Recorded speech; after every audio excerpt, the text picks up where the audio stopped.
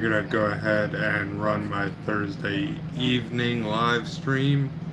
Mostly gonna be spending tonight discussing over things that are known or called as cryptids.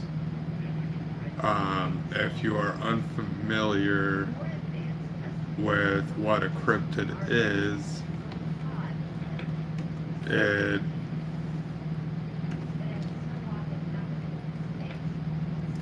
is essentially known as an animal that cryptozoologists believe may exist somewhere, but they're not believed by mainstream science. So it's kind of like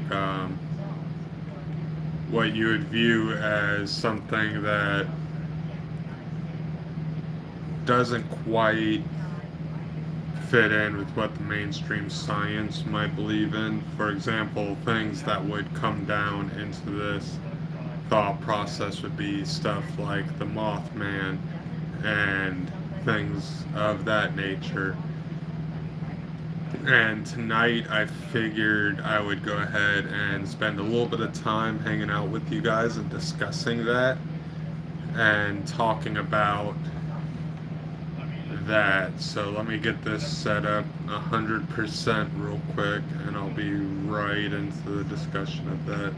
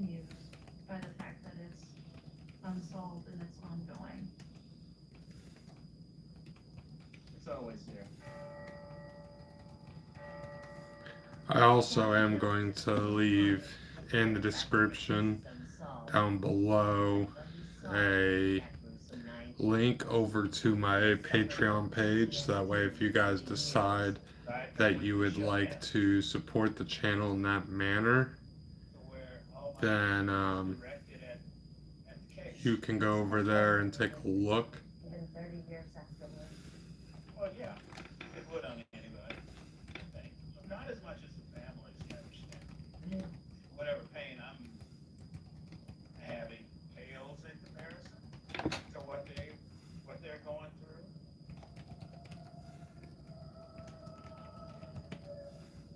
These days, Jones finds solace singing in his church choir. I can relax when I'm in church. Leave the world behind? Meet outside? No, I know it's just past the door. And when he's in that outside world, the families of Peyton Ayers, Jennifer and Sarah Harbison, and Eliza Thomas are never far from his thoughts. Hey, man. Actually, I was getting ready to shoot you a message here soon. I was going to see if in the next coming day or what time frame or day was going to work best to try and grab some of that stuff from you.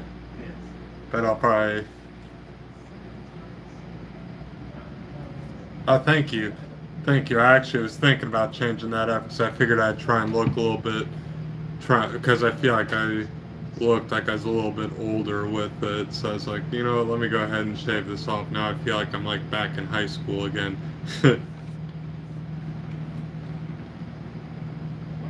Alright, yeah, I know tomorrow I'll probably be sleeping during the day. Um, but yeah, I'll definitely follow up with you tomorrow and figure out a good time to aim for that.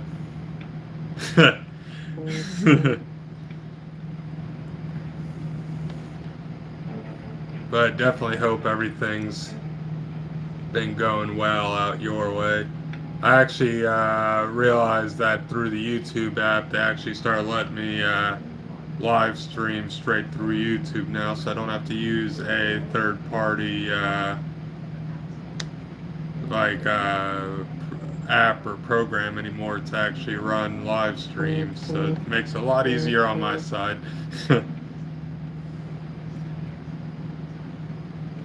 But it was that's always fun. Yeah, I think earlier this morning I went out and grabbed some breakfast real quick, and then other than that, just kind of been taking it easy. Trying to do some research into some stuff because there's people that I was talking to that were mentioning other.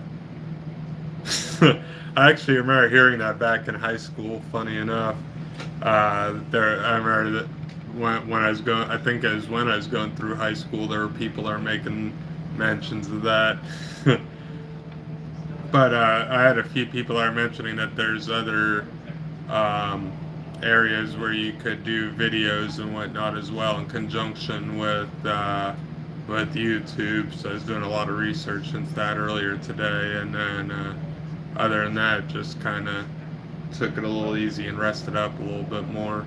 Couldn't sleep at all though, but might catch a little more sleep later on, and get a little more caught up. I know I got to work overnight the next few nights, so that'll be that's gonna be fun. But yeah, for some reason on Saturday I ended up having to work that shift by myself, and I think we ended up with just shy of like $1,200 in sales that night, and ended up hitting the time to get off work, and I was like, I'm ready to go home and sleep the whole 3 days off away. It was like a non-stop running back and forth across the restaurant, and then had people even get mad that I wasn't able to clean tables off, and I'm like, look, I'm just one guy that's working a shift by myself. I'll get to it when I can get to it, and I can't guarantee when I can do that. And it's like, if you walk out, you walk out. Oh well. Too bad, so sad, you know?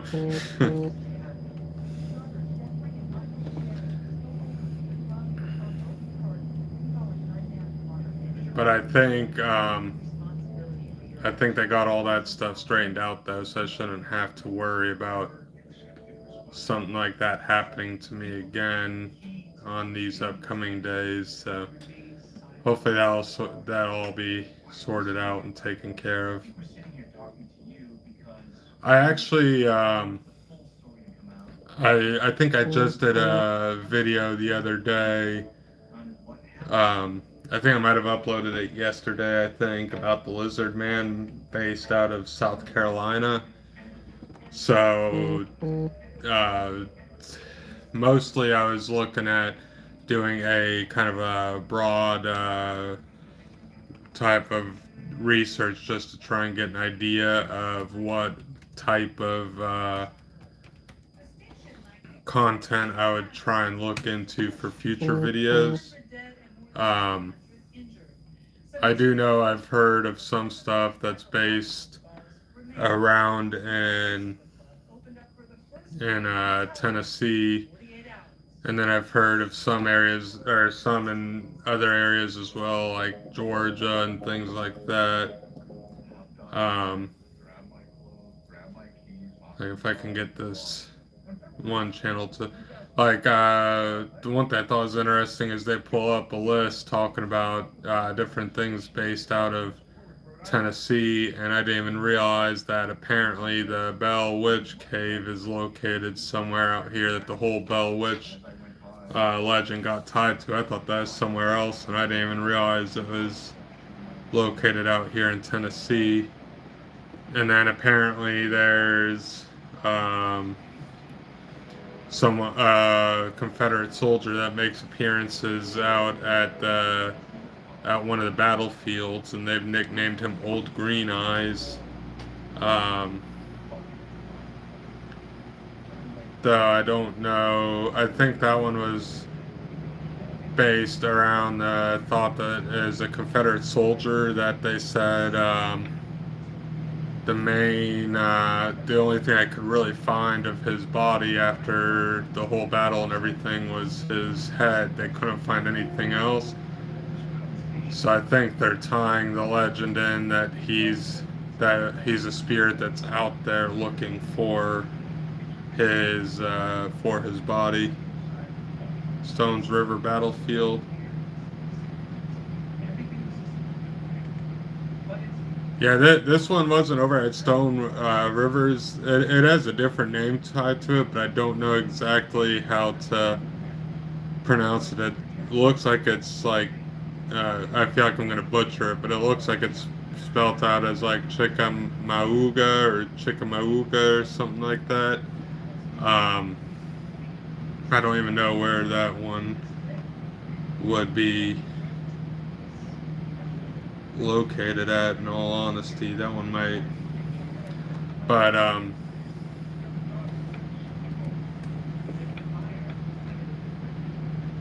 yeah, apparently that's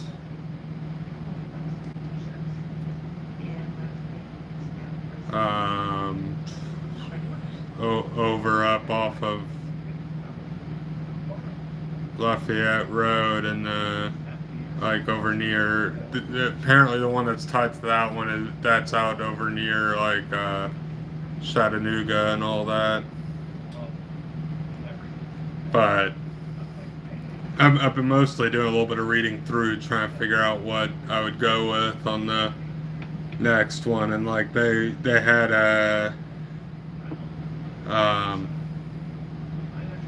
another legend that's tied to something known as the White Screamer,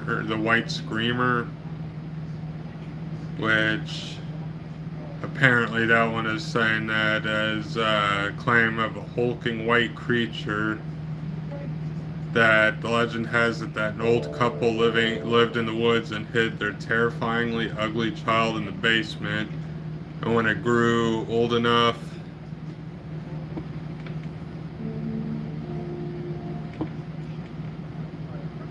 that's interesting.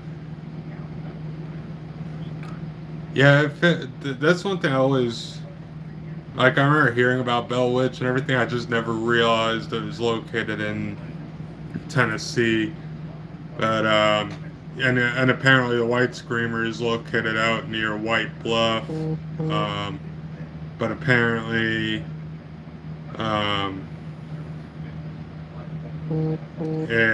it's when it got old enough, apparently as a child that escaped, and it ended up I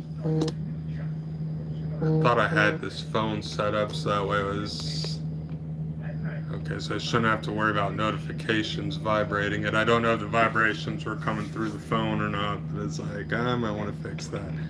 But apparently it got when it got old enough, it escaped, killed its parents, and then streaked into the woods, only able to scream with abandon in the chill of the night, and supposedly people's pets and cattle fall prey to it. So I have no clue what that one, like, I don't know if it's supposed to be like another variation of like the Jersey Devil, because I think there's a legend somewhere of someone that gave birth to a child, and the child came out pretty much transforming into this creature that flew off into the sky. So I feel like it's kind of like like Tennessee Zone variation of like the Jersey Devil. And then apparently there's another area where there's a grave of Sadie Baker. And if you leave a couple dollars on the grave, it says you may just appease the witch. Concord Cemetery is the final resting place of Baker, who was buried alive by her community in the 19th century for witchcraft. It says don't go walk in the graveyard at night because the locals swear they see her wandering amongst the tombstones.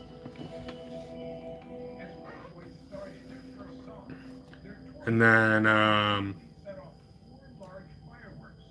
apparently there is like an old house in Murfreesboro that they're saying gives off a creepy vibe.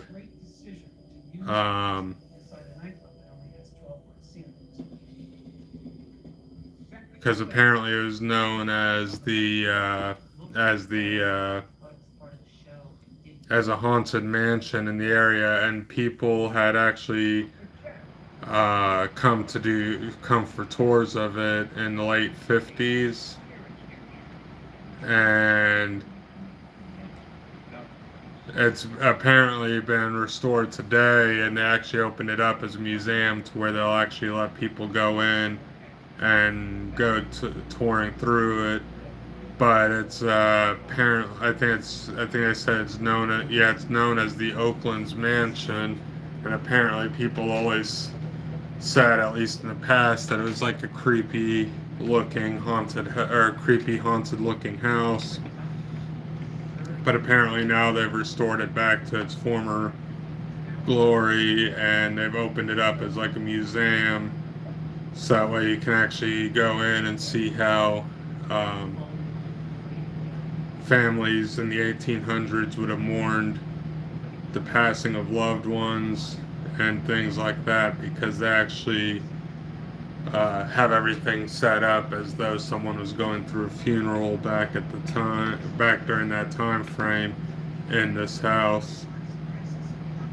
And I think back then I saw something where someone was discussing something or other where they were talking about that back in the day, that with the different traditions and everything, that's how some of the houses or some of the rooms in houses actually got named as living rooms, because you would have if I remember correctly, it was something about you had a parlor in the house where when there's a funeral, you didn't really have a funeral home to take them to, so they would set it up as like a wake in the parlor of your own house, and they would end up having the living room because you'd have the loved one that you had lost set up in the parlor where everyone could do the viewing and the wake and everything, and then you'd have the living room, which would be like right next door, and that's where the family would proceed to after the fact, where they were reminiscing over memories and eating and stuff like that. And I think I saw something or other where that's how the term actually ended up sticking for the living room in a house, is because that's where the original tradition came from. Oh, that's definitely odd to have a twin high school and then have the principals for both high schools be twins as well. I feel like of all things, that'd be the oddest coincidence, being twins as principals and then happening to end up as principals at twin schools.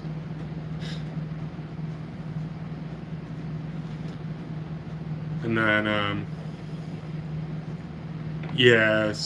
but apparently that's like the thing that kind of stuck from it was now that whenever houses have the living rooms, they're not used in the same effect of what they used to be used, but that's where the terminology of the living room had actually came around and stuck from, was from back in the day when they used to hold the wake and the funeral at the home before transporting the loved ones to the graveyard. and always thought that was like the oddest bit of information too. I feel like that's like one of those random bits of information that not many people probably know.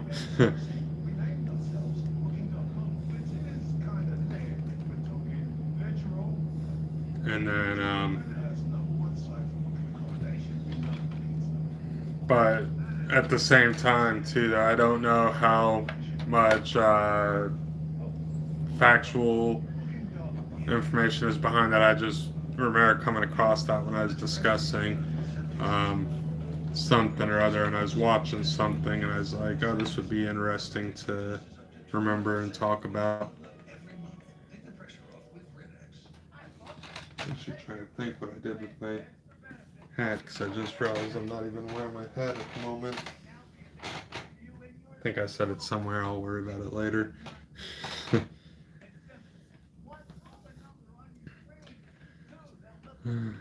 But I definitely feel like things also were kind of cooling off out here earlier. So it seemed like it was kind of hot, and then I stepped out a little bit later on. I was like, oh, it's actually feeling a little more.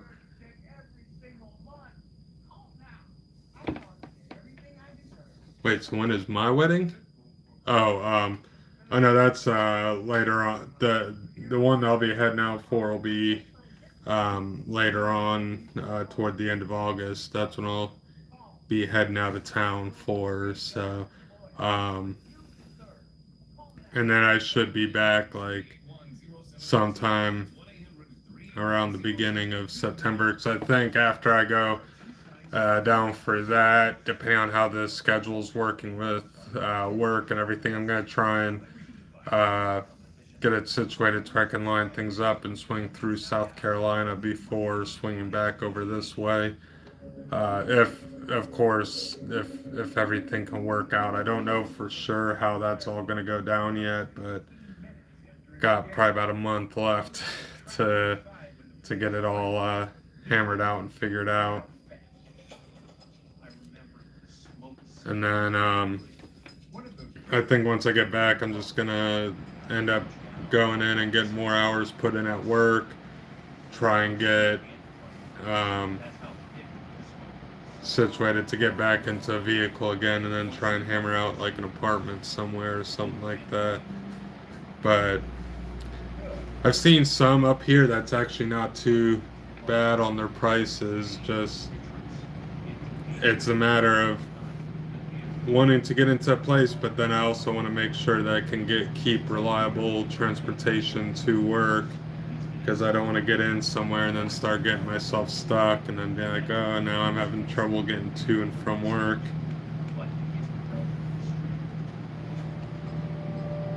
But for a second when you said your wedding, I was like, wait, is there a wedding I'm supposed to be in that I do not know about?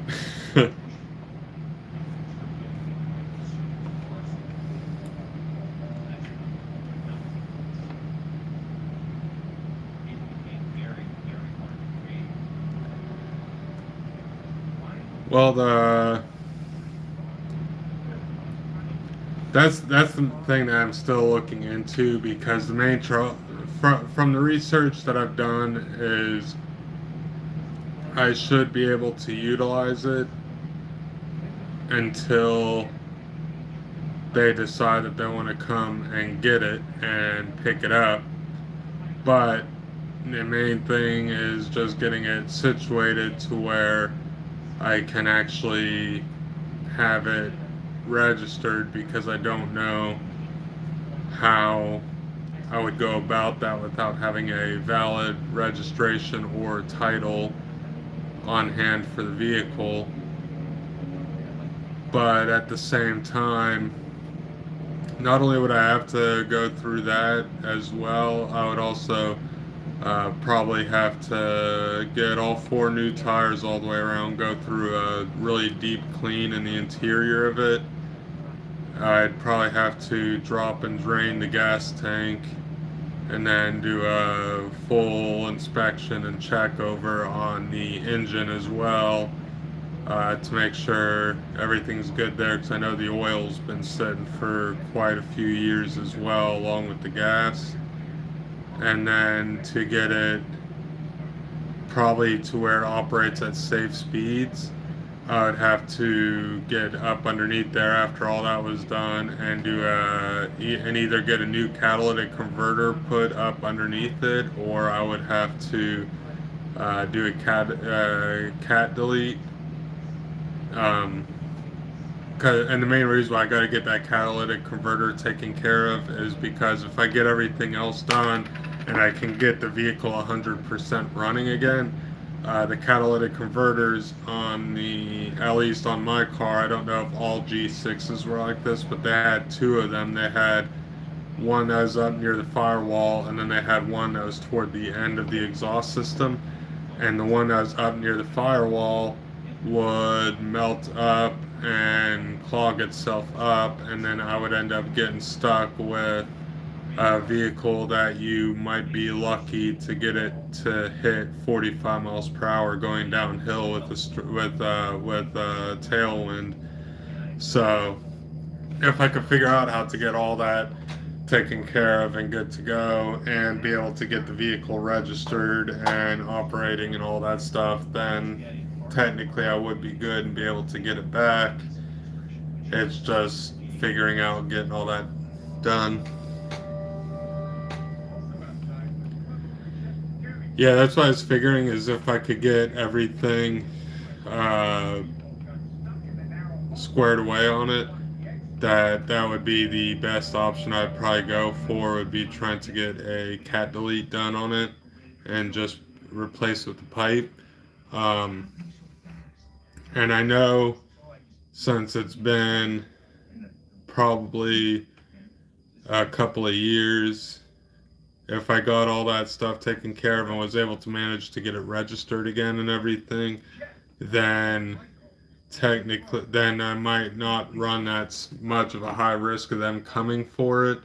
Mostly because I remember in the past, they mentioned something about it, due to it being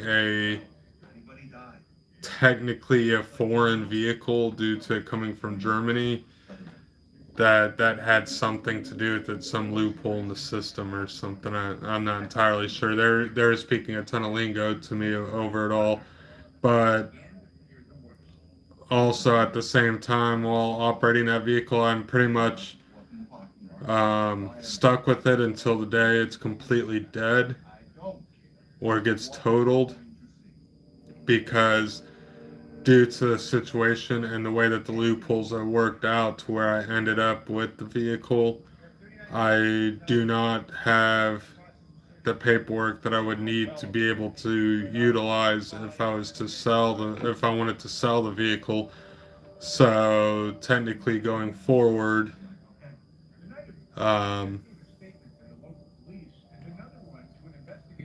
alright. And if I can get it 100% up and going and everything, I do know that the main thing is I just would not be able to sell the vehicle. I pretty much have to hold on to the vehicle from now till the day that the vehicle's like dead and gone. That is true. That's one thing I haven't looked into, so I don't know if with parting it out, if that would fall under the same legalities or not. I think I just can't sell the vehicle as a whole to someone with the intent of them registering it and operating it as a vehicle on the road. So I think I can sell parts out of it. Hey, how's it going? So I think I could sell like parts out of it. I just don't think I can sell it as an operational vehicle for them to drive on the road, since I don't technically legally own the title or anything for it. But also, just for record's sake, in case anyone else happens to jump in the middle of this conversation and does not understand what's going on, I did not acquire something by illegal means that's not within my possession. That's not what happened at all.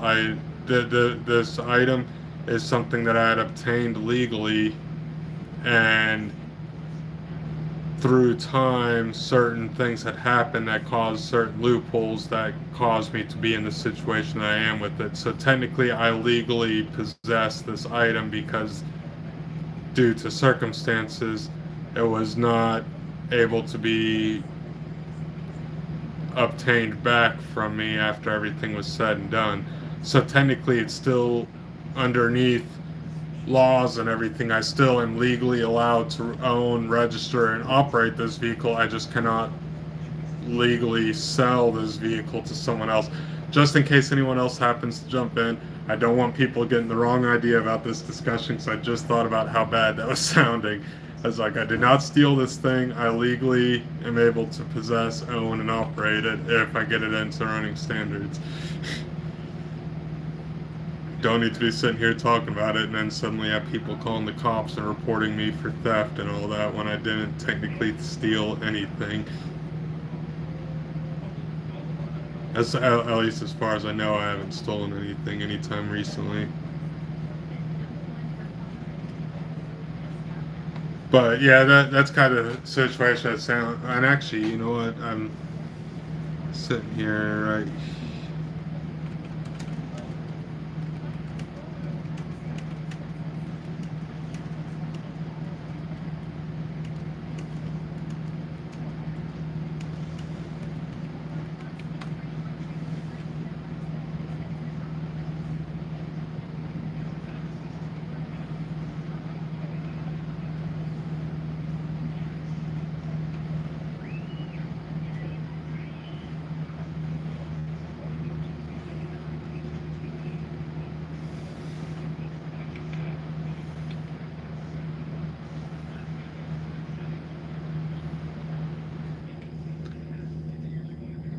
Okay, so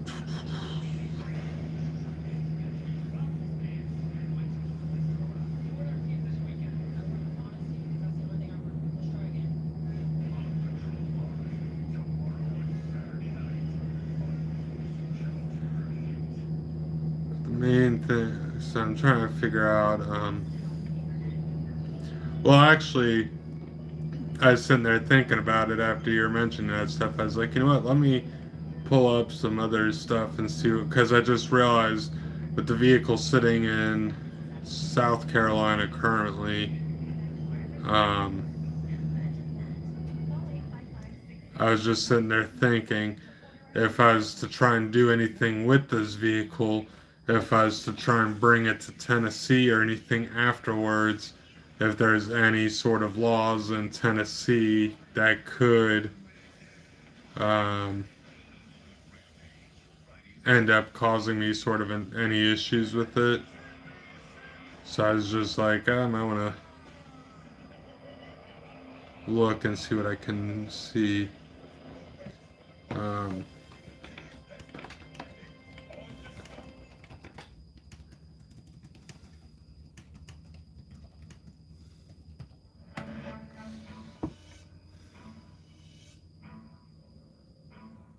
The station nightclub fire became a fatal event within minutes of fireworks detonating on stage. But as the club owners and several survivors revealed, it was so apparently, caused 100 music fans to die that terrible night in 2003. in order to part out a vehicle, or what they quote unquote say is dismantling a vehicle, they would, legally speaking, have to record the VIN. And it seems like with some places, some in some situations, when parting out a vehicle, in order for it to be legal, they would actually prefer you to have a title on hand with your name on it, because otherwise, if you're doing it private or through a dealer or anything like that, technically it could open you up to a police inquiry where they might be checking about it. Um,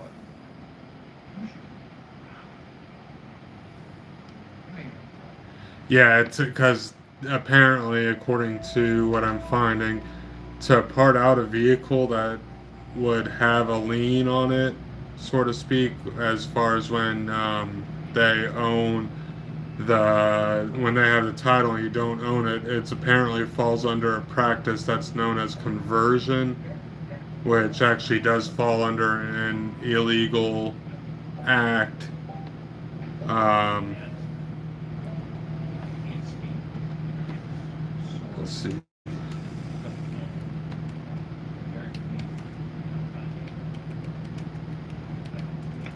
Trying to see what I can.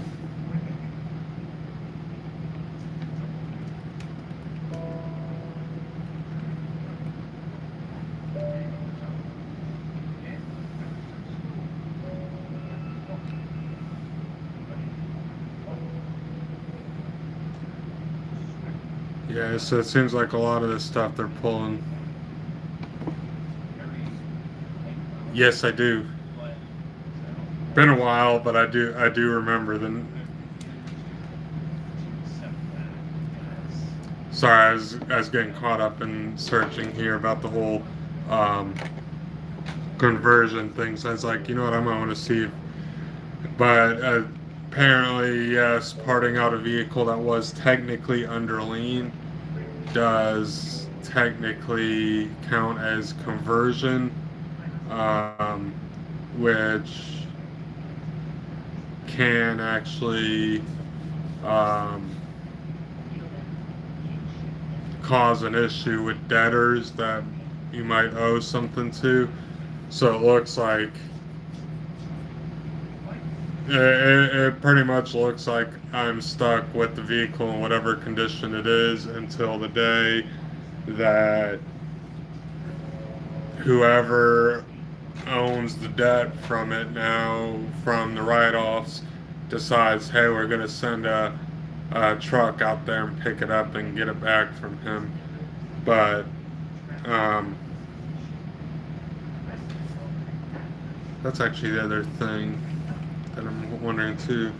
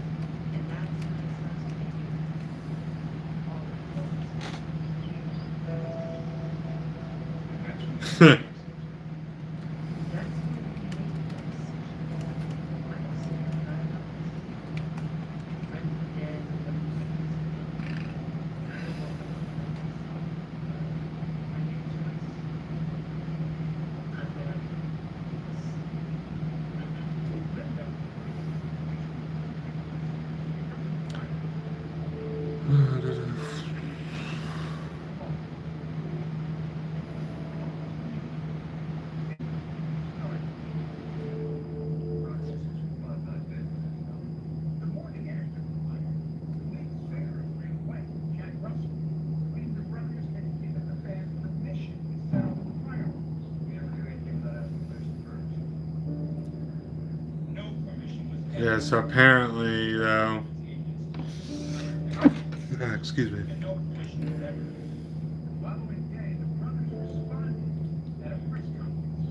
Oh, yeah?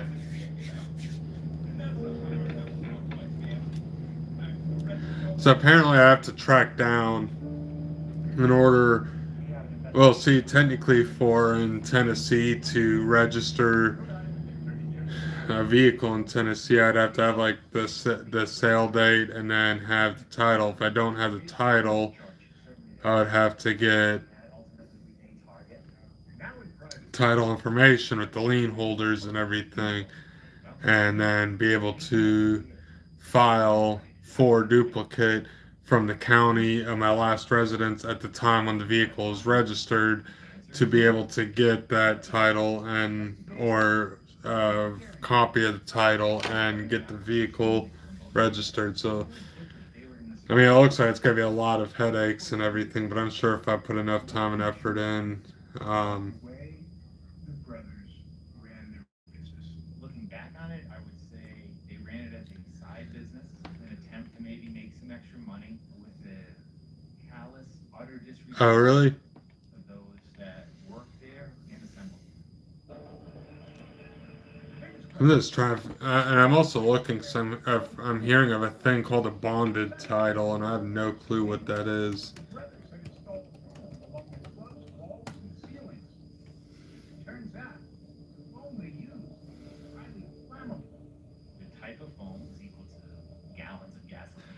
Okay, so apparently they're in Tennessee. They have a thing called the Tennessee bonded title, or a title surety bond, also known as a bonded title, certificate of title bond, defective title bond, lost vehicle title bond, or DMV bond, and allows a vehicle owner to claim ownership and register the vehicle with the state. That actually sounds interesting, but I have no clue what.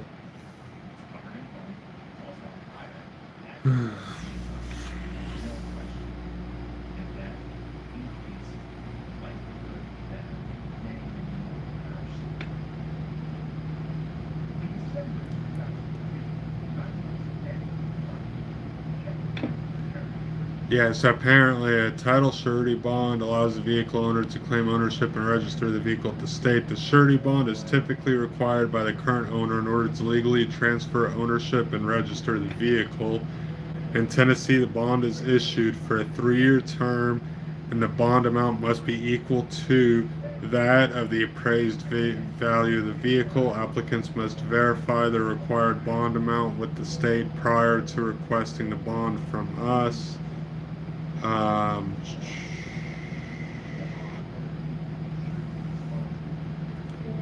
and it looks like they have like a couple different levels. They have a certificate of title bond that is for $10,000 or less, and with that, it seems that um, you can get a bond of 3 years for $10,000 for $100. Bonds over 10,000 and up to 25,000 start at $125, and then you have bonds for anything that is over the $25,000 price. But if I remember correctly, I don't know what the vehicle would be appraised at in today's standards, but I know at the time when I bought the vehicle, about, let's see, back in like 2014, 2015, the vehicle I bought it for like 12,000 or something like that. So I have no clue, especially with the condition it's in now. I have no clue what that. I have a feeling it would probably get appraised for less than $10,000 for sure, though. But at the same time, I don't know if that's something I'd have to do for myself, or if that's just solely for someone that's trying to claim ownership of a vehicle and transfer it to someone else. I have no clue. I'm gonna have to do a little bit of digging into this.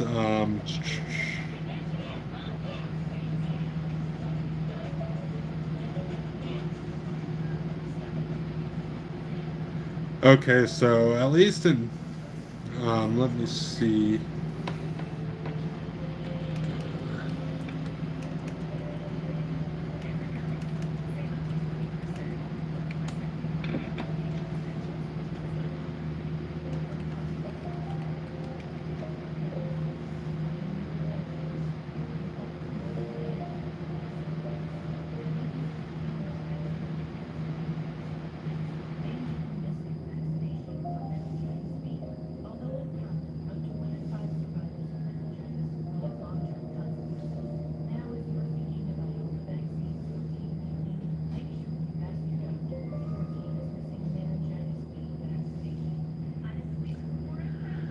So it's looked like in some states, um, they will allow you to sell a vehicle on a bonded title,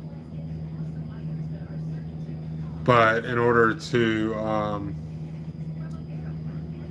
buy the vehicle on that bonded title, whoever would buy it from me, for example, if I was selling it, would have to carry out that bonded title for the remaining 3 years, or remaining time frame that's left. So if I have a bonded title for like 2.5 years and I sell it, then whoever I sold it to would have to maintain that bonded title for that remaining half year, and then anything after that would be on them to take care of and get figured out.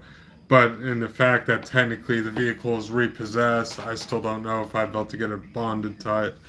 I feel like I just went totally left field on this. I was like, oh, hey, let's start going down this rabbit hole of information. That was fun. I handle everything from the walls in, but however you divide it, it's not a competition. The home wins. Everything's a competition. Inside Out. All new Monday at 8 on HGTV. What is going on up there? Oh my God. Got butter in there. Appetizers. New episodes of Dr. Pimple Popper. Wednesday at 9 on CLC.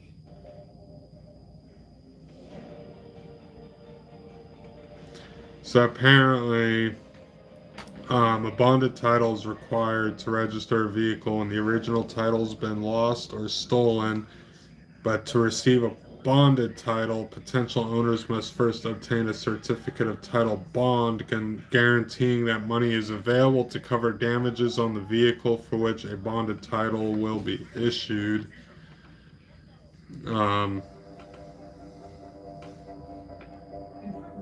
let's see. 3 years after the Station nightclub burned down, many in Rhode Island were shocked to learn that instead of a trial, a plea deal had been reached with Daniel Beakley, the tour manager for the band Great White. I don't know that I'll ever forgive myself for what happened that night. So I can't expect anybody else to. Okay, so it says, why do I need a title bond? Title bonds verify that you rightfully own your vehicle and entitle you to purchase insurance, register, or sell your vehicle.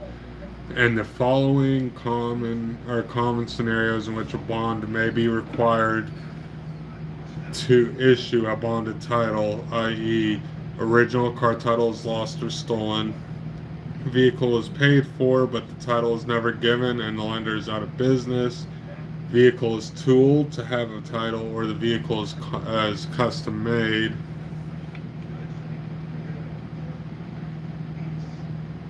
So I feel like it could either go one or two ways. Either A, they'll be like, hey, we can give you a bonded title and you can register it and everything, or they're like, hey, this vehicle's repossessed, we need to take it from you.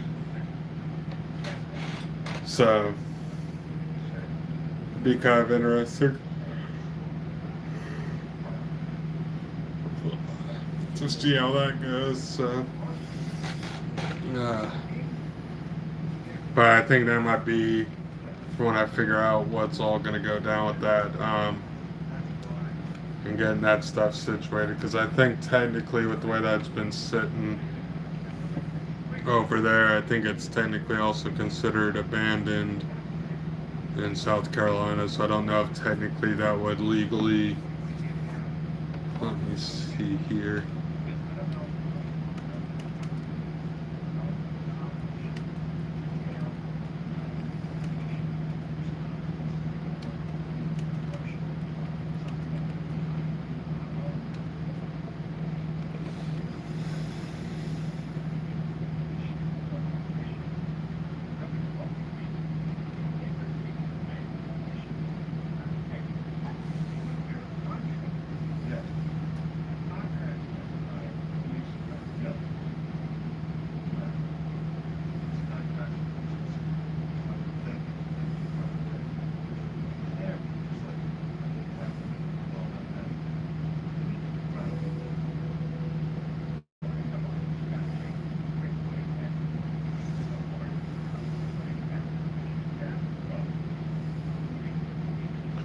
So technically,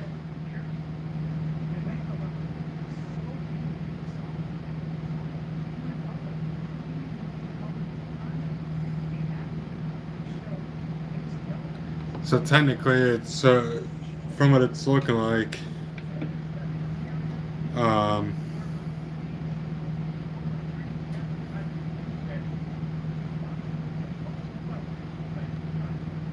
Technically, underneath South Carolina law, a vehicle is actually technically considered abandoned in after 7 days.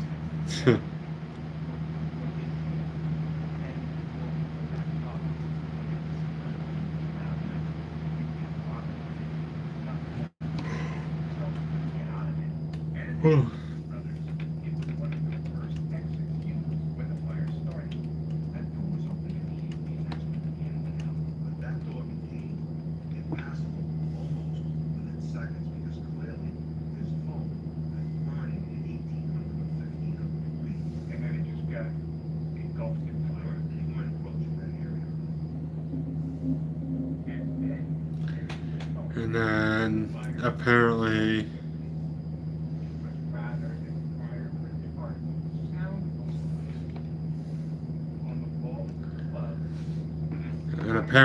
certain states actually do not allow for bonded titles. We asked him for sound phone. What they received was highly flammable packing foam.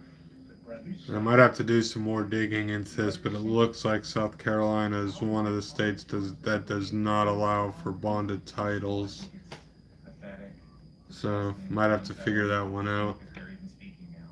The phone that they put up had a direct impact on the survivability of the bulk of the people that were assembled that night. Oh, shit. I feel like my energy's like tanking now. It's like all energetic, and I started the stream and it's like still energetic, bam, all energy gone. Gotta love when that happens. And then signs them up so that you can get your liquor. That happened in 2000. That happened in 2001. That happened in 2002. That is true. I might have to find myself a lawyer and figure out what they say. So I'm sure there probably is a lawyer out there somewhere that has dealt with this type of a situation before that I could speak to, and they might be able to be like, hey, this is what you can and can't do. This is what you're legally allowed to do, and this is what you're not legally allowed to do. And he would have obviously said to us, take this stuff down. This is solid down. This is flammable. You can't have this. Oh, I still thought it was crazy too. I ended up noticing today that I'm like right at that cusp of hitting 300 subscribers overall on the channel. I'm at like 294, 295. So I think probably in the next month or so I could probably tip that up to over 300 as long as I keep pumping out videos and keep steady with live streams and everything. But I think the main thing is just going to be getting back into the flow of things to where my content's going out there often enough to where people are going to start noticing it and joining in. Again, isn't that an important fact in determining who's at fault? Again, any reference in this conversation about what the brothers say. But yeah, I just got caught off guard. Apparently, according to the statistics, my channel is actually, or the analytics,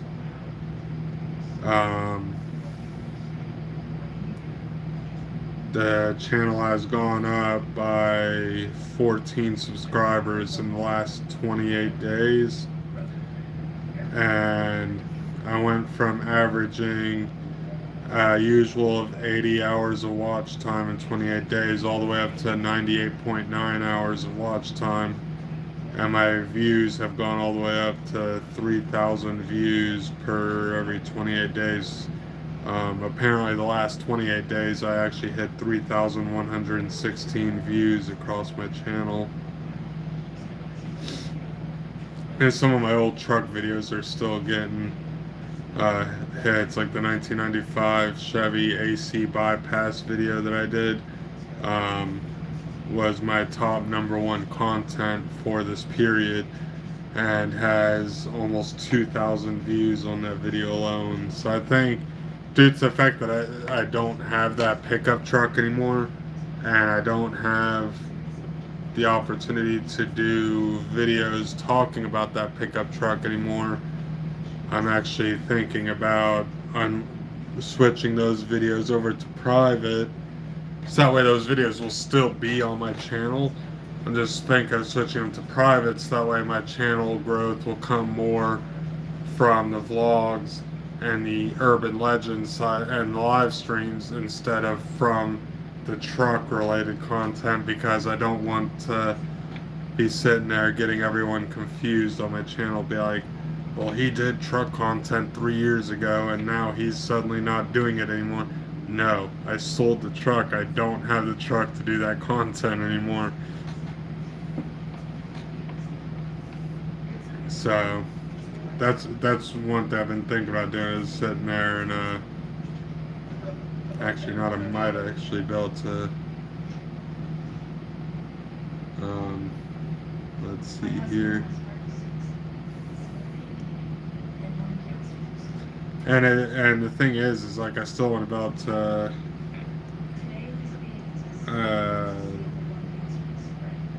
enjoy having that content there to look back on later on.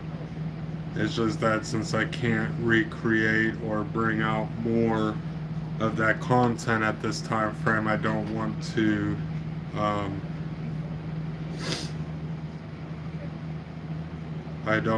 to cause them to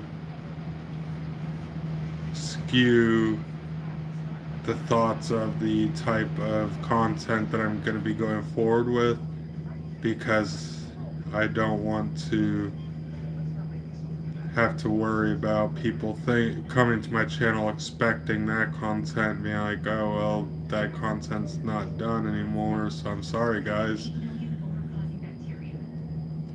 And I'm probably gonna see like a tank in my click-through rates and everything like that, but at the same time it's like I'd rather do more healthy growth for what.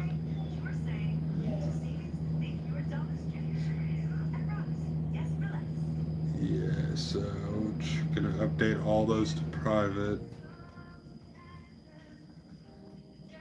I do understand the implications of this action.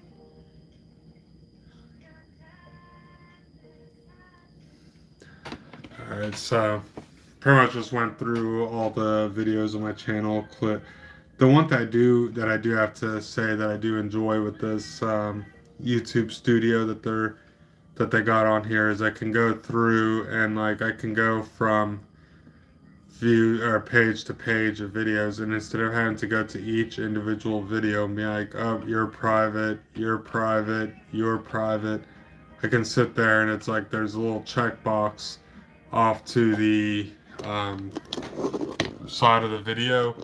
Like actually I might be able to just turn the camera.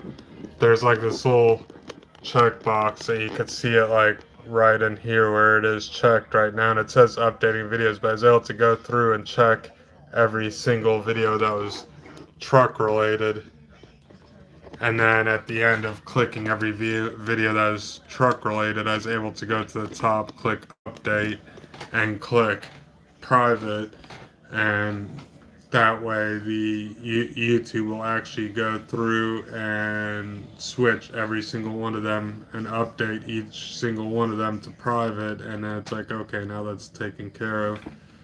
But from what I can see, it's been almost 2 years since the last time I've done a truck vlog or video talking about or working on or doing anything related with the truck on this channel. So it's like it's been a minute. Investigators eventually discovered the fax was sent by Barry Warner, a former employee at American Phone. And but at the same time too, though, I do recognize and have to acknowledge that a lot of those videos still did bring in a lot of views, like that the Chevy oil change video that I had about going in and doing a 95 Chevy oil change. That one in like the last almost 2 years that it's been uploaded has gotten me almost 2,000 views. Had 13 views in the last 48 hours. Like 84% of them came from YouTube search, and then in that time frame, two subscribers on my channel ended up coming from those videos, or from that video. So it's like, okay, you did good for me while you were around. Now it's time to kind of go on to bigger and better things.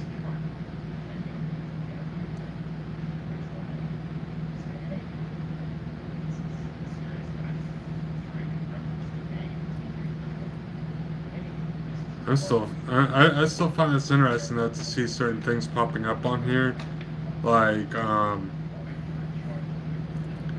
portions of my traffic come from people doing searches on Yahoo search, and it's like I saw that, I was like, I did not even know that people were still using like the Yahoo search engine to search things up. And I've seen like, it was like some of the other ones. Yeah, there's DuckDuckGo, which I've never even heard of that one before. That is making up for like 30% of my views. 23.1% is coming from Google search. 3.9 of them are coming from Google Go, and 3.9 of them are coming from Yahoo search. So I was like, kind of one of those things. Wait, what? I did not even know this. They have it broken down where I can actually, depending on. Hang on now, I'm gonna try and figure out if I can go somewhere to where I can actually see this a little bit better about something, because I do actually see an analytic that I can actually pop up that I never even knew that I could see. There's apparently that I actually gotta feel like I need to get a little bit better at checking out these analytics type stuff, because there's information that I see that's popping up that I'm gaining access to, being able to see and access, that I haven't known that I could see or access that before. Like, I have this window now on my thing that says when your viewers are on YouTube, and it actually gives me a graph from Sunday all the way through Saturday, from 12 a.m. to like 11:59 p.m. and they actually offer different shadings on it depending on when a lot of my viewers from my channel are on YouTube and when not so many of them. So it'll be like next to white when there's like very, very few people that are online, but then it'll be like this very, very, very dark color on the time frames when people are online more often. So I guess it's another analytic that they're trying to allow us to gain access to, where they're like, hey, just so you know, this is when your people are going to be online to see stuff. But I'm trying to look, because huh. It's not just about hitting the next goal. So I don't have a lot of information off some of these analytics, but I actually found out that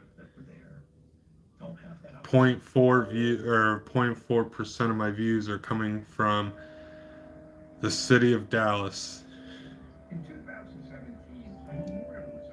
And then apparently 29.9% of them are between the ages of 25 and 34, and 70.1% of them are between the ages of 35 and 44. They've added a lot of, either I haven't paid any attention to any of this stuff, or I'm slowly realizing that the stuff's been added.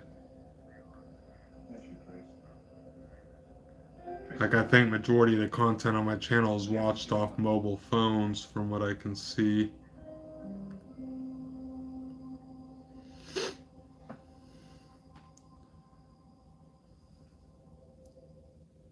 And then At the time of the station fire, can get everything broken down too based off where they usually get to or subscription source subscriptions. I still got to figure out how. I think the main thing I got to work on as well is finding ways to get those that aren't subscribed to my channel over as subscribers onto my channel, because apparently at the moment 98.4 my percent of my viewers of my views is not subscribed to the channel. So I think that's gonna be the main thing I'll have to figure out, is finding a way to help convert those people from non-subscribers over to subscribers.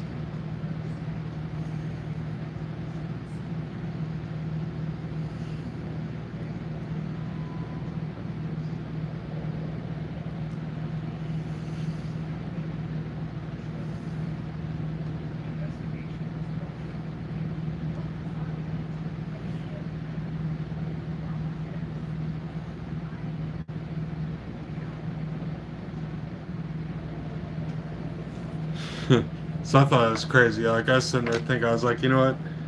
That's a big number that I gotta work on whittling down. About 98.4% of the people watching the content not being subscribers, which from the views in that window that it was talking about was about 3,100 views. And I turned back like, oh hey, I got 3,100 views during a 28-day period. Now it looks slightly off to the right, and it's like, huh. I had over 28,000 impressions on my channel during that same time frame.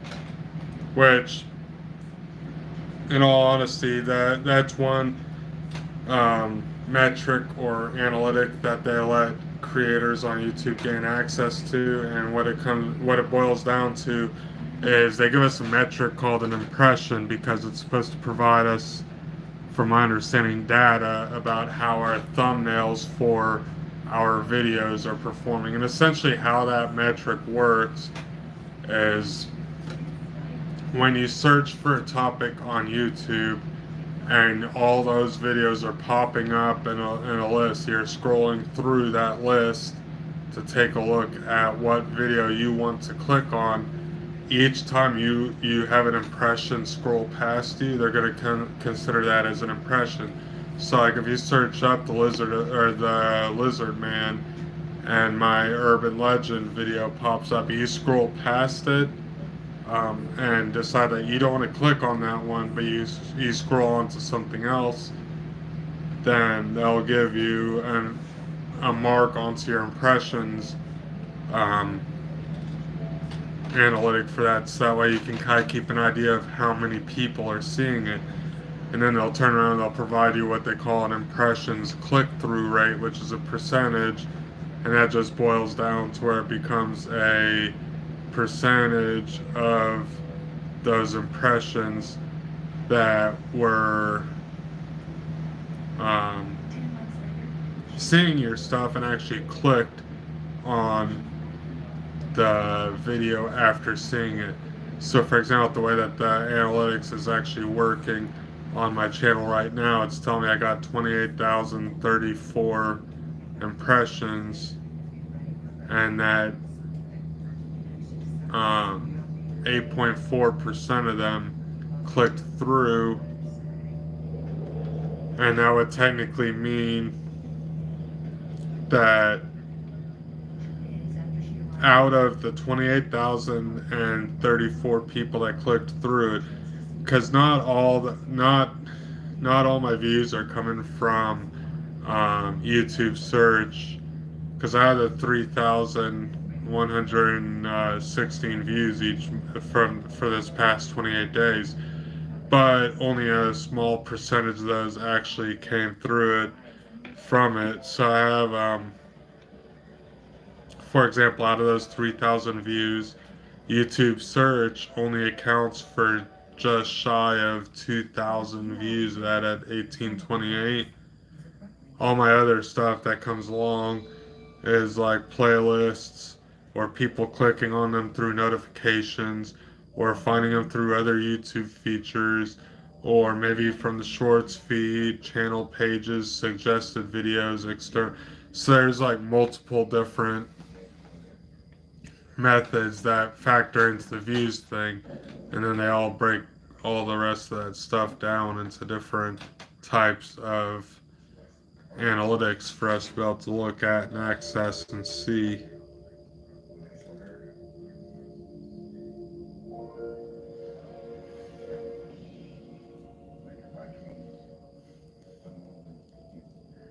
And usually with that click-through rate, usually with the lower views, the click-through rate will be higher, and then of course as the views go higher, the impressions click-through rate's going to drop lower, because as more people click on it, it's getting put in front of more people, and less people are also going to be clicking on it. So it's like all the smaller stuff I'll see, like for example, one of them might have 4 impressions with a 25% click-through rate, but that just means that like 1 out of 4 people clicked on the video. Out of the 4 people that saw the video, only 1 of them clicked on. So it's like all this little thing. Whereas I'll have like some videos that just do completely terrible when it comes to YouTube search. Like I had one that had 85 impressions. That is 85 potential new subscribers I could have made. But apparently my thumbnail wasn't appetizing enough because 0% of those people clicked on the thumbnail. So it's like, okay, maybe I have to go back and redo that thumbnail to draw more interest into it. We couldn't find another weapon. I thought that it could have been one of 2 things: a crime of passion or drugs.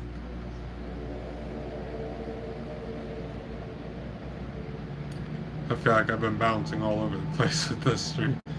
Started out looking into cryptids, going in, then talking into the legalities of parting out a car, to the legalities of getting a bonded title, to hey, let's talk about YouTube analytics. It's just all over the place today.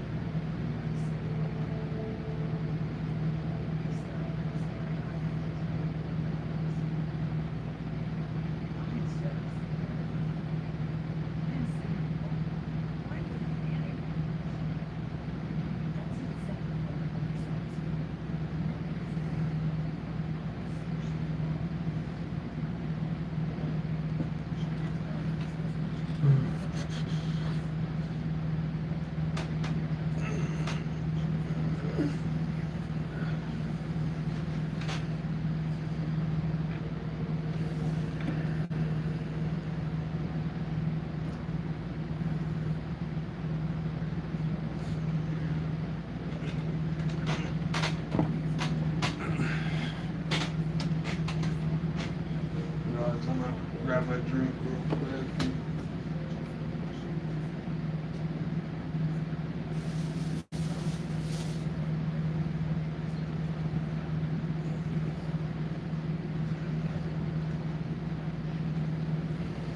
Found the hat.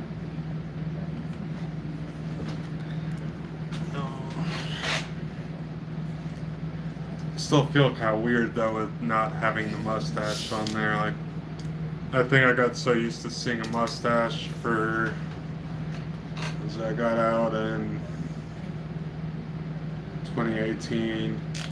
I still had the mustache toward the end of my enlistment too. I think I would start growing out for the last year or two.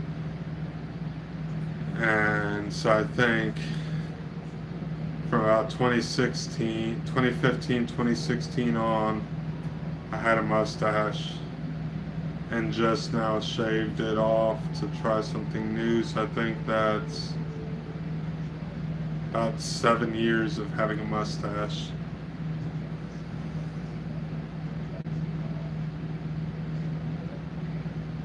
And it was about 4 years, give or take, a little bit of having a beard, because I did have times where I grow the beard out and then I kind of trim it back down and I grow it back out again. But I think this is like the first time in 4 years I was 100% beard free, and then the first time in like 7 years that I've been completely facial hair free.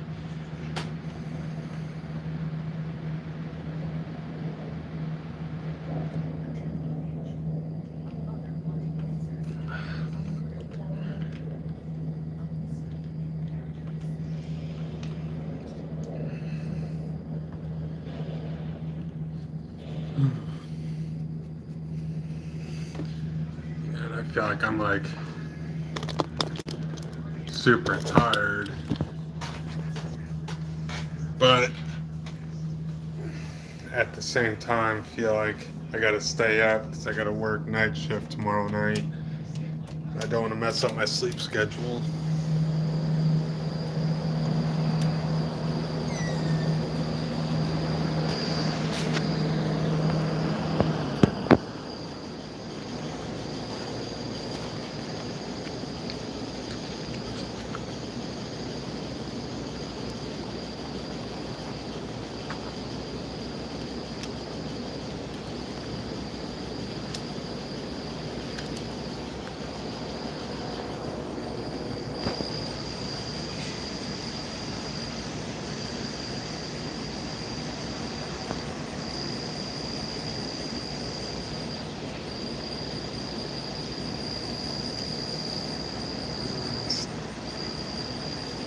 Still trying to figure out some of this.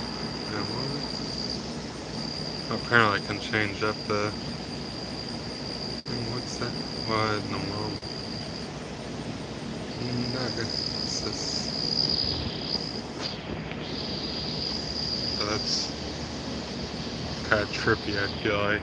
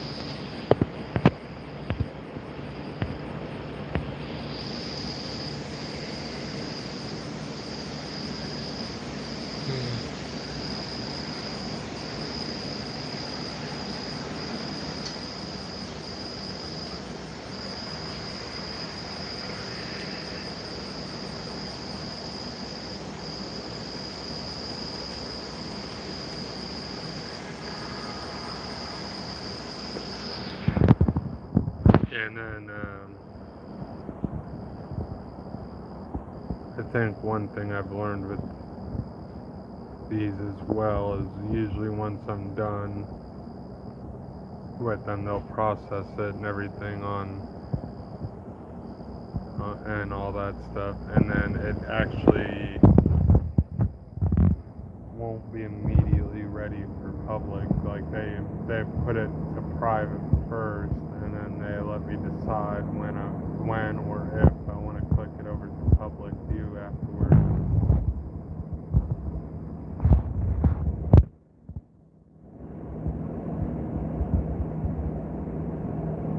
And I keep forgetting that because I think I did this live stream, and then there's one yesterday, and then, or not yesterday, but last week, and then 1 week before that. And when I went back and was looking at the content, I was like, the last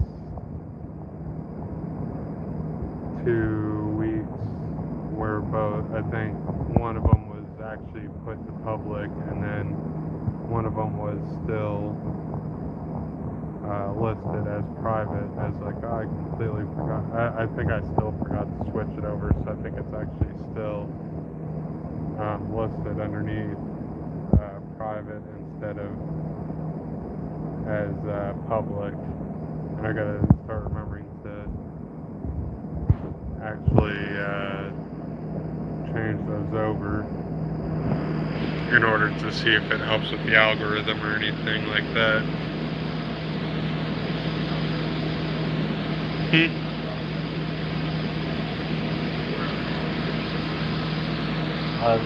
I'm hard of hearing, so I can't really. Oh yeah. I don't know.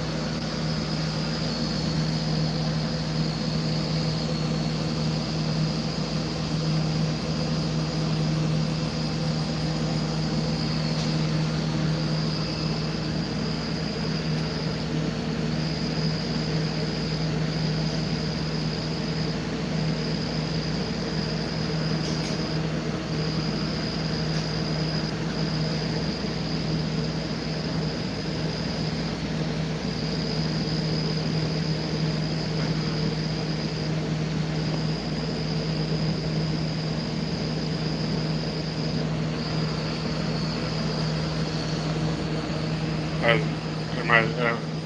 Is it from the bugs, or is it just like the AC unit does picking up?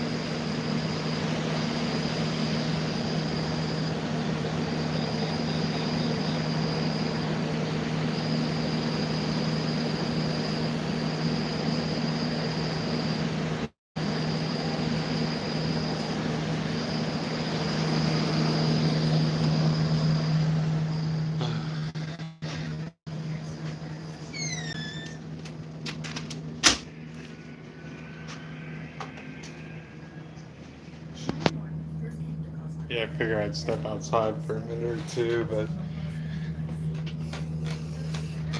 then someone can really assume me and start asking questions on if I knew where people were at and everything, how late it was. It's like, I don't know. I don't know.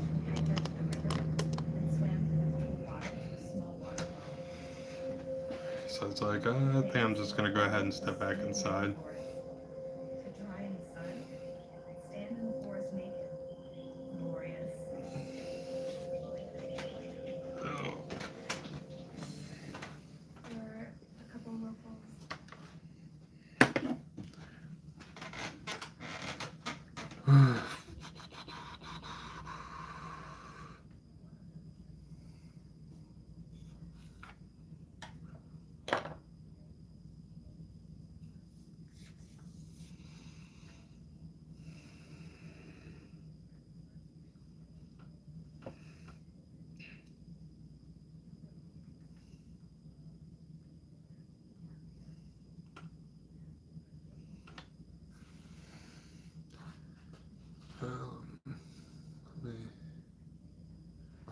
Oh.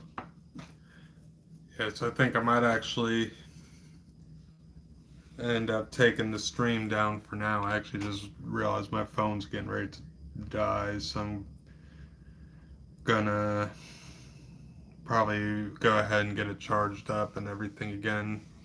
But it's about an hour and a half that we made it on this one, so I think that's pretty good there. I'm probably gonna go ahead and cut it out there. Uh, Kick back and relax a little bit, let the phone charge up, and then go from there. But I do appreciate everyone that stopped by and everything. I wish I could have ran it a little bit longer, but my phone wasn't as charged as I thought it was. So I think I might uh, go ahead and get a little bit better planning with the with some sort of a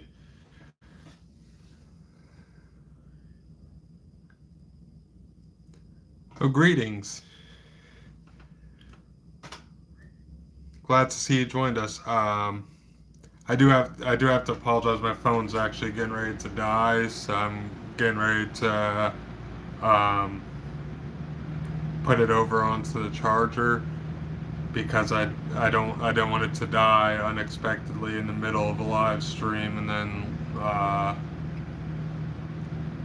have it just suddenly cut out. But with this particular channel, going forward, I'm actually going to be doing a Thursday evening live stream each week, scheduling permitting and everything. So that's going to be as long as my schedule permits. That's going to be a thing that I'll keep doing, and gonna get everything planned out so that way next week I hopefully have more of a solid set idea of going through common cryptids and urban legends. Today I initially had a plan of what I was going to discuss about, but still, due to being a little newish to the live stream and all the stuff kind of getting fed live instead of being able to edit out, getting tongue-tied and losing my train of thought, everything. I'm still getting used to the whole idea of discussing stuff effectively and efficiently.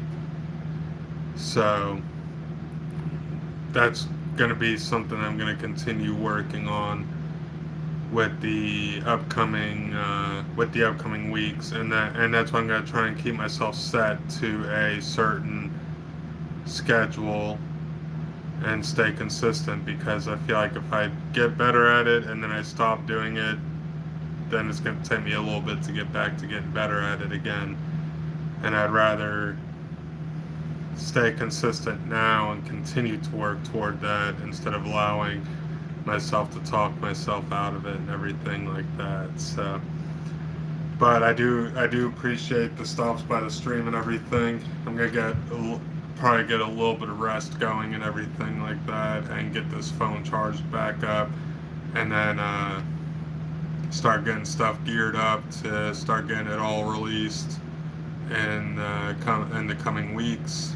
So I'm gonna try and aim to get more consistent with trying to push out a vlog each week as well, along with the urban legends. But I think I'm gonna try and play it safe to make sure I don't burn myself out or overwork myself too much as well.